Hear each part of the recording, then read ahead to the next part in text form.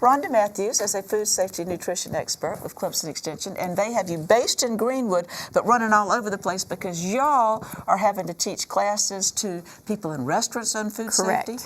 And I think you're even teaching farmers about food safety when you pick the crops. Correct again. We're involved in all that. So you're right. We've got a pretty big task ahead of us, and we burned the road up, but that's okay. We enjoy meeting new folks every day and teaching new folks every day. So it's always good to be out and working in South Carolina. Well, and one thing is that as you ride around, you are seeing evidence that one fruit crop that has not been completely obliterated by the cold is our wonderful strawberry crop. Right. For those folks who love strawberries, this is your time to shine because the berries are available from one side of our state to the other, and they're in plenty supply. So head out there and get them, and let's take a look at what those customers are going to need in order to make sure that they get as much maximum everything from their strawberries as they can. If they understand how to choose a top quality berry and then how to store it properly, they'll enjoy it for quite a long time. So let's take a look at our examples here.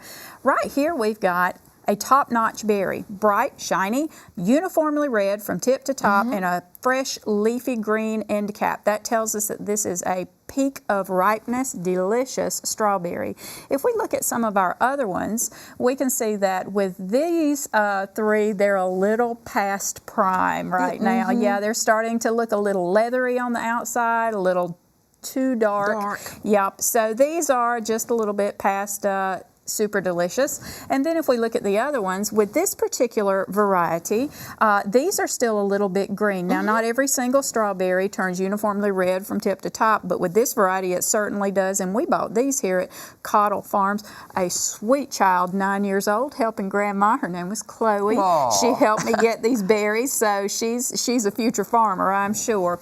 But these, we went through and took a look, and they're just a wee bit underripe. So if you want as much flavor as you can get. And sweetness. Yeah, these are just they were picked just a little bit too soon, and in every box you get kind of a mixed lot. So take a look at them, decide what looks uniformly red, and then grab those. You want to take a look at the container itself. Is it stained with juice? That tells you something got crushed, something's going to go bad pretty quick, so you want a nice clean container that shows no evidence of any crushing of the fruit. All right, so I picked this out, and it just looks wonderful to me, and I'm going to go to the car, and then I've got some coupons, and I want to stop by the store, and then I need a new pair of shoes. Well, let's wait till tomorrow to do that, because when you've got fresh berries in the car, it's a terrible time to stop and run errands. Go straight to the house and get these berries in a relatively cool environment. You're going to lose these berries if you leave them in a hot car for a prolonged period of time and the windows are rolled up. You'll come back to a sad, sad state of this fruit. It may not even be usable. When we get those really hot days, they go downhill quick if they're inside that car. Now, it's always tempting to say, well, even though they look great, and I know the people who picked them had good sanitation in the field, I guess I better wash them. Right, and that's a good idea, except that you want to wash them right before you eat them. And the reason we say that is if moisture lays on the surface of that berry for a prolonged period of time, then you're going to start to see a decay just a little bit quicker than you would have if you had waited to wash it right before serving. So washing it's a good idea, just hold your horses. Okay, so when I decide that I want to put some on the table for supper, just take the ones that I want to use that night, wash those and put those on the table, and leave the others as they were. Right, exactly right. And the fresh berries are going to hold for at least about 4 days in your refrigerator. If you decide that you can't quite get through that entire container, then we've got a couple of options. Okay. If you want to wash them, cap them, and then slice them, the ratio to mix to put them in the freezer is about 4 cups of prepared berries, and then about 3/4 of a cup of sugar. Mix that together and let that sugar dissolve, and that happens almost instantly. Yes, it does. And so what's going to happen now is, of course, these berries are going to start turning loose of their juice. My mouth is beginning to the smell it's is really be so good. Yeah. The smell is just fantastic. So you get them to this point. It's going to let them sit 10 to 15 minutes, and this will be total juice and berries. Then you want to package them into the correct size container for your family.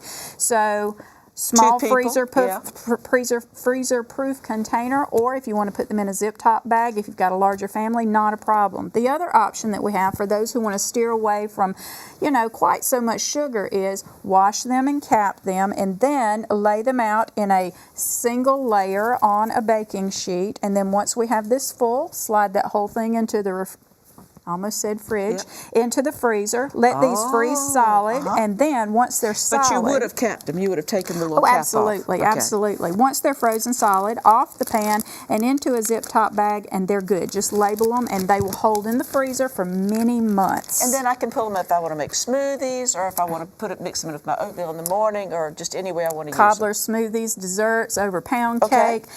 You can even use the frozen fruit to do any kind of jams or jellies. Now, you were talking about some kind of freezer jam, and that sounds kind of interesting. It is, and it's a great place to start if you're not very comfortable with food preservation. Freezer jams are the easy entry. So it's simply fresh fruit, the prescribed amount of sugar, the contents of the package of freezer jam, mix it, let everything dissolve, let it sit for about 30 minutes, and then in the refrigerator. That's the end of the sentence. If you want it for even longer, put it in the freezer, and it holds there. And you said this gives you a product that's similar to what we have with the strawberry pie. That's exactly what that tastes like. If you can imagine eating the contents of a strawberry pie, that's what freezer jam tastes like when you use strawberries to make it. So it's not going to be cooked, but it'll hold together and have some amalgamation. It is a gelled consistency, but a very, very fresh fruit flavor. So yeah, just really easy to put together. Now,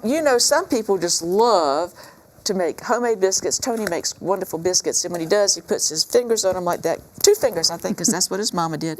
And then you open them up and you put some strawberry jam on them. So can we make strawberry jam easily, or do you have to be just the most expert person in the world? Lord, no. If you can read a book, you can make jam, because all you really need to do is read the instructions on the pectin bottle. So pretty easy to do. It's simply a mixture of fruit, pectin, sugar, cook it for the right amount of time into a jar, and then if you don't even want to process it, simply sit it in the refrigerator and it'll be fine right there. All righty. Absolutely. And so I think a lot of people with the Easter holiday coming up, or just any wonderful holiday, would think that some strawberry shortcake would be just the ticket. I think so too. Let's see how pretty that's going to look. There's lots of ways to use these berries. Of course, you can do that traditional berries over pound cake. Everybody in the South seems to really enjoy that. Doesn't this look fantastic? Well, that's just because it's the best thing you could possibly eat. No argument there. But you can use these berries for anything that you can dream up. One of my absolute favorite ways is, once you've got this frozen and they freeze up beautifully in any freezer container, thaw it till it's about at a semi-frozen state. Time for dessert. That's the yummiest ever. So anyway, there's lots of ways to eat it. Wonderful nutrition. All kinds of fact sheets at our famous Clemson HGIC Home Garden Information Center, because it is we have not only have garden information there, but we have home information there about food sources. Absolutely. Do we have some strawberry fact sheets there? Got more than you would probably imagine. How to grow it, how to harvest it, how to preserve it, how to freeze it. All of it is there. You're welcome to call that 800 number if you want to. You're welcome to call our local extension office and ask for the food safety person. Love to talk with folks and do it every day. The other great place for folks that are Facebook fans is like us on Carolina Canning. You'll get direct access. Carolina Canning, and you'll get direct access to all the food safety and nutrition agents. We're all administrators. You can ask us any question. We post all kinds of great information on there on putting up food. Well, how about that? Well, we sure are happy that you stopped and brought these wonderful examples of certified South Carolina produce to us today, and have given us so many ideas about how to use them. Absolutely. Get out there and eat up those strawberries, South Carolina. And if you want to see where you can find these, the South Carolina Department of Agriculture has links on their website to their county-by-county farmers markets, or places where farmers have things available. And so you can find out if somebody near you has these wonderful berries, and then you can use these wonderful ideas and serve them to your family and be giving them nutritious food and helping our South Carolina farmers at the same time. Thanks so much for visiting. Always a pleasure. All right.